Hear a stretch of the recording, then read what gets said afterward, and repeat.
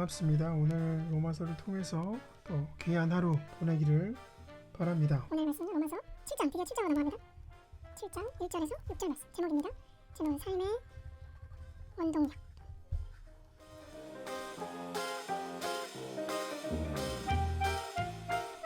자, 이 세상에요. 우리가 어떤 법에도 걸리지 않는 사람이 있을까요?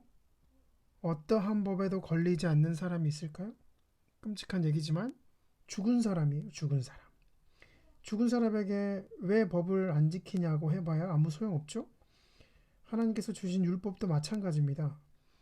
바울이 이렇게 고백하고 있죠? 1절 말씀입니다. 형제자매 여러분, 나는 율법을 아는 사람들에게 말을 합니다. 율법은 사람이 살아있는 동안에만 그 사람을 지배한다는 것을 알지 못합니까? 그래요. 모든 법이 그렇죠. 모든 법이 그렇듯이 이 율법도 살아있는 사람에게만 적용되는 것이죠. 이 세상에 살아있는 동안에만 율법을 지켜야 할 의무가 있다는 것이죠. 그런 의미에서 보면요. 율법과 인간의 관계는요. 마치 남편과 아내, 이 부부의 관계와 같다는 겁니다. 자, 2절, 3절 함께 볼까요? 결혼한 여자는 그 남편이 살아있는 동안에는 법으로 남편에게 매여 있으나 남편이 죽으면 남편의 법에서 풀려납니다. 그러므로 남편이 살아있는 동안에 그 여자가 다른 남자에게로 가면 그 여자는 간음한 여자라는 말을 듣게 됩니다. 그러나 남편이 죽으면 그 법에서 해방되는 것이므로 다른 남자에게로 갈지라도 간음한 여자가 되지 않습니다. 율법과 결혼이 아주 비슷하죠? 비슷한 점은 죽을 때까지라는 거예요. 죽을 때까지. 불륜 혹은 간음의 죄 있잖아요. 이 죄는요. 남편과 아내가 살아있을 동안에만 해당되는 죄다라는 거예요. 이해되시죠?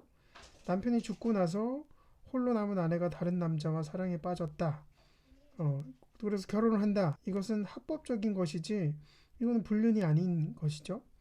이처럼 율법도 마찬가지죠. 율법은 살아있는 동안에는 벗어날 수 없는 이 남편과도 같은 것이에요. 이 율법은요. 아내에게 항상 죄를 짓지 말라. 오직 선을 행하라. 그렇지 않으면 저주를 받을 것이다. 라고 하는 것이죠. 하지만 죄를 짓지 않고 사는 사람은 없기 때문에 율법이라는 이 남편을 벗어나는 길은 죽음밖에 없다라는 것이죠. 답답하죠? 예. 그런데 정말 기쁜 소식이 있어요. 4절입니다. 나의 형제자매 여러분, 그러므로 여러분도 그리스도의 몸으로 말미암아 율법에 대해서는 죽임을 당했습니다. 그래서 여러분은 다른 분, 곧 죽은 사람들 가운데서 살아나신 그분에게 속하게 되었습니다. 그것은 우리가 하나님을 위하여 열매를 맺게 하기 위함입니다. 우리가 율법이라는 무서운 남편에게서 벗어났다라는 소식이에요. 그렇죠? 죽지도 않았는데 어떻게 그렇게 됐을까? 바로 예수님 때문에. 예수님께서 우리 대신 죽으셨기 때문이라는 거죠. 율법을 지키지 못했기 때문에 우리가 받아야 할 죽음의 심판, 그 심판의 저주를 예수님께서 대신 받으신 것이죠.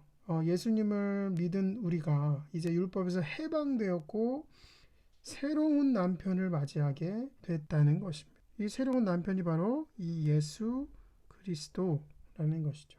이제는 우리는요, 예수님의 사람이 된 것입니다.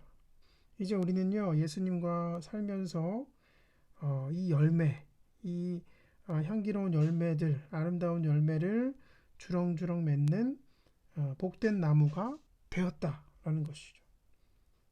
율법이라는 이 무서운 남편, 이 남편과 살 때는요, 비교할 수 없는 삶이었어요.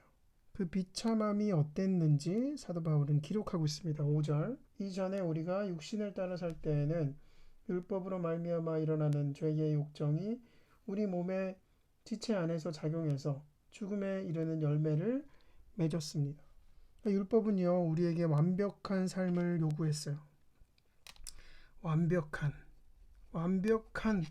인간, 완벽한 삶을 요구했습니다.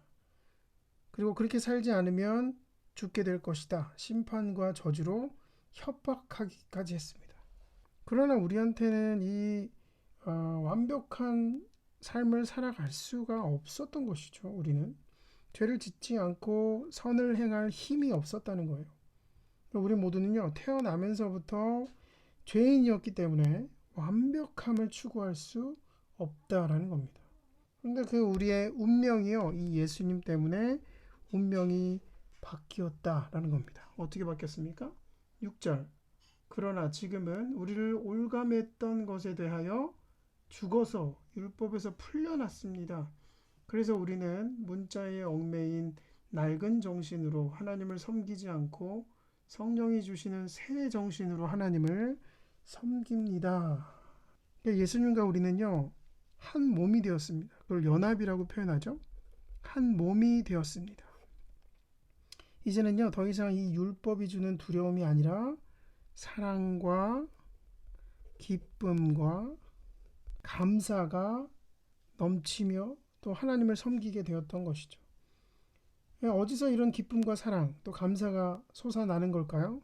그 비밀은 바로 성령님께 있다라는 겁니다. 오늘 제목의 삶의 원동력이 바로 이 율법이 아니라 바로 성령님, 이 비밀에 있다라는 것을 말하고 있습니다. 이 비밀의 원천, 삶의 원동력, 이 바울이 말했던 것처럼요, 우리는 이제 성령이 주시는 새로운 정신, 새 정신이라고 표현했죠. 새 정신을 가지고 살게 되는 것이죠. 성령님은요, 예수님께서 승천하시고 예수님을 믿는 하나님의 자녀들을 돌보시기 위해서 오신 하나님이십니다. 예수님을 진정으로 믿는 모든 사람 안에 영원토록 계시는 이 성령님이라는 것이죠. 사람마다 어떤 에너지를 받는 방식이 다 다르죠. 그렇죠? 삶의 에너지를 얻는 방법이 다릅니다. 어떤 사람은 돈 생각만 하면 힘이 나고 잠도 많이 안 오고 일을 열심히 하는 사람도 있습니다. 또 어떤 사람들은 유명해지고 싶어서, 또 어떤 사람은 존경받고 싶어서, 또 권력을 쥐고 싶어서, 심지어 어떤 사람은 창피당하지 않으려고 뭔가 두려워서 열심히 사는 사람도 많이 있습니다. 근데 우리는 어떻습니까? 우리는 이 삶의 원동력, 이 에너지를 어디서 얻어야 되냐? 그것은요, 우리에게 성령님이 주시는 이 새로운 정신, 이것으로 우리는 살아가야 한다는 것입니다.